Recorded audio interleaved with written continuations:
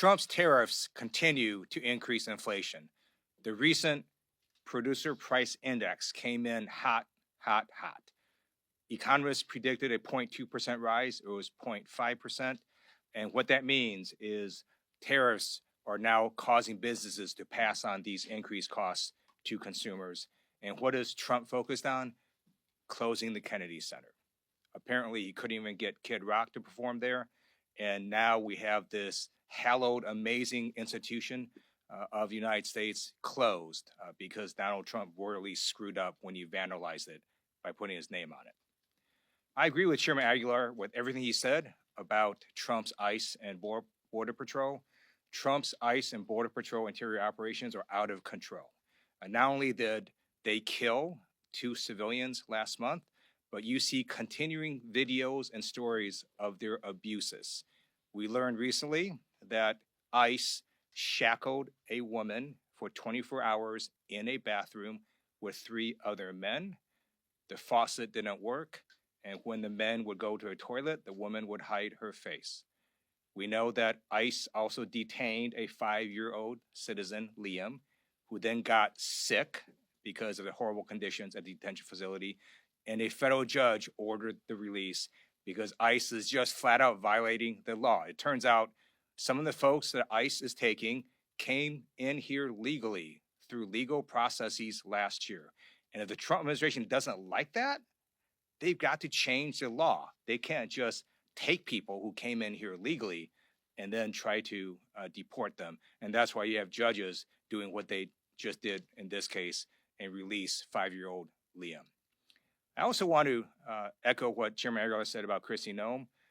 Under her leadership, the Department of Homeland Security has killed a number of Americans. She needs to resign or she needs to be fired, and if not, impeachment proceedings need to proceed.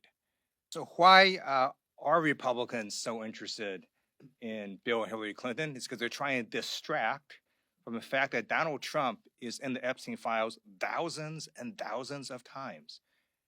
In those files, there's highly disturbing allegations of Donald Trump raping children, of Donald Trump threatening to kill children.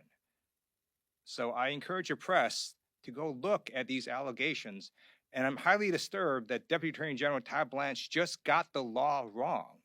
Yesterday, he said, essentially, that it is not a crime to party with Jeffrey Epstein. Well, that's actually not correct.